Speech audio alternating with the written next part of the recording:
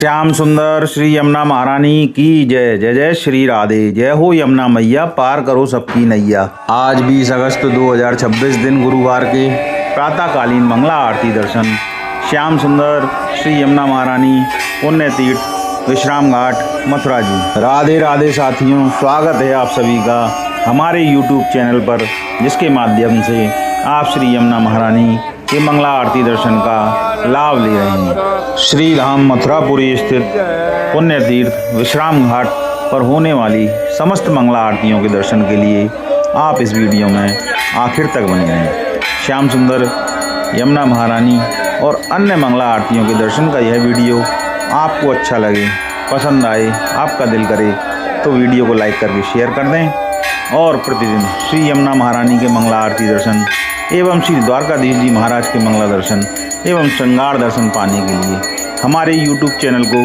Subscribe करें और bell icon को दबाएं। श्याम सुंदर श्री यमुना महारानी की जय। जय जय श्री राधे। श्री कृष्ण बलदेव की जय। जय जय श्री राधे। जय हो राधा रानी, आपकी सदा ही जय जयकार हो। पुण्य तीर्थ विश्राम घाट की जय। श्री धाम मथुरापुरी की जय। जय जय श्री राधे श्याम।